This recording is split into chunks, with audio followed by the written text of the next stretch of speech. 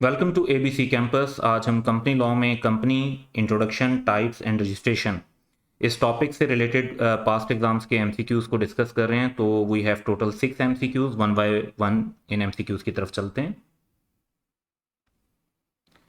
तो पहला एमसीक्यू हमारे पास मॉडल पेपर ऑफ 2020 से है। क्वेश्चन ये है कि which of the following condition is not mandatorily required to be complied with by a private limited company. तो इनमें से कौन सी ऐसी कंडीशन है जो प्राइवेट कंपनी को कंप्लाई करना लाजमी नहीं है। तो डेफिनेशन हमारे सामने है। पहली कंडीशन है कि restrict the right to transfer it shares. तो ये तो डेफिनेशन में रिक्वायर्ड है। Limit the number of its members to 50 excluding joint shareholders. यहां पर है नॉट इंक्लूडिंग पर्संस।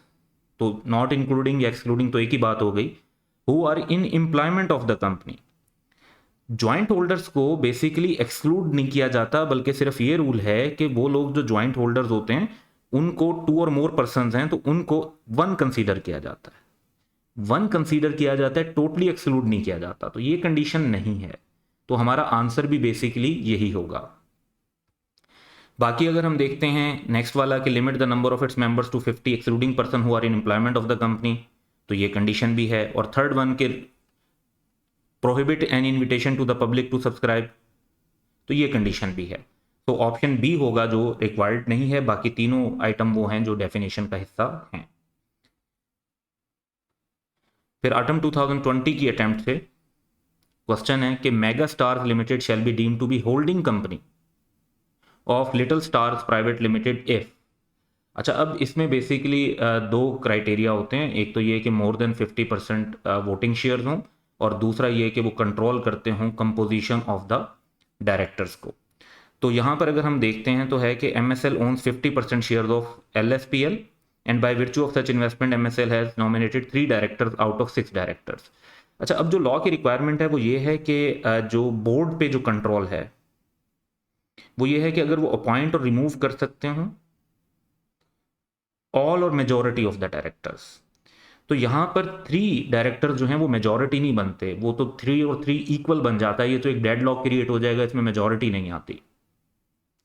फिर MSL and one of its associated companies own 45% and 10% voting share of LSPL respectively. Holding company बनने के लिए उसके पास खुद होने चाहिए, और जो इनडायरेक्टली होता है वो सब्सिडरी के थ्रू इनडायरेक्टली होता है। एसोसिएटेड कंपनी में वैसे तो बाय डेफिनेशन सब्सिडरी भी आ जाती है, लेकिन अदरवाइज भी हो सकता है, और हो सकता है कि उस तरीके से वोटिंग शेयर्स पर इनडायरेक्ट कंट्रोल ना हो। सी है कि MSL and one of its associated company own 30 and 35%, similar scenario, and by virtue of such investment both companies have nominated 2 directors each out of 6 directors. अब वंस अगेन जो associated company के through है वो जरूरी नहीं कि वो indirectly indirect control की डेफिनेशन में आ रहा हो, क्योंकि एसोसिएटेड कंपनी अगर सब्सिडरी वाली डेफिनेशन फॉल कर रही है फिर तो वो उसके अंदर आएगा, अदरवाइज नहीं आएगा। डी ऑप्शन है कि MSL ओन्स 5% वोटिंग शेयर्स। अब 5% वोटिंग शेयर से तो कंट्रोल नहीं आता या होल्डिंग कंपनी नहीं बनती। However LSPL other shareholders having 60% voting shares have empowered MSL to appoint 4 directors out of 6 directors. तो ये मेजॉरिटी है। So our answer would be option D. फिर आइटम 20 से ही एक और क्वेश्चन है कि which of the following information does not form part of certificate of incorporation. Name and registration number of company, ये तो मेंशन होता है। Date of commencement of business, ये मेंशन नहीं होती, यही हमारा आंसर होगा। Whether it is a private और पब्लिक कंपनी, ये भी मेंशन होता है। वेदर इट इज लिमिटेड और अनलिमिटेड कंपनी, तो ये बात भी बेसिकली जो है मेंशन होती है। तो option B is correct.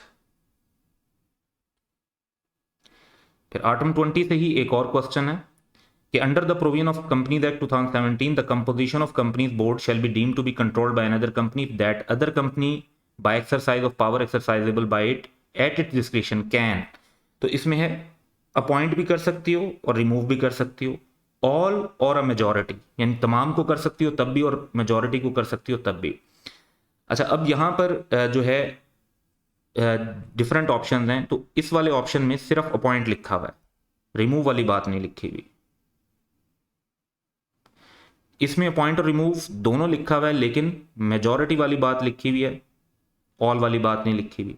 Option C है जो बिल्कुल वर्डिंग प्रॉपर है, और दूसरा है अपॉइंट मेजॉरिटी, इसके अंदर भी रिमूव वाली बात मेंशन नहीं है। तो जो मोस्ट अप्रोप्रिएट आंसर होगा, जो हर एस्पेक्ट से कंप्लीट है, वो ऑप्शन सी बनता है। फिर आइटम 2021 से रिलेटेड एक क्वेश्चन है, क्या company limited by guarantee means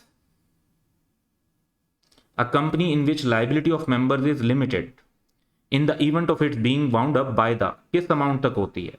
अच्छा, अब पहली बात तो लिखा हुआ है कि by the articles of association नहीं होती, मेमोरेंडम में होती है।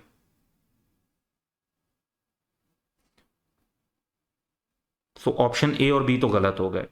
फिर ऑप्शन सी है कि memorandum of association to which amount to such amount as the members में respectively thereby undertake to contribute to the liabilities, liabilities नहीं एसेट्स,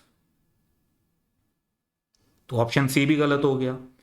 ऑप्शन डी है कि memorandum of association to such amount as the members, memorandum भी ठीक लिखा हुआ है इसमें, मेंबर्स में respectively thereby undertake to contribute to the assets of the company. So option D correct है।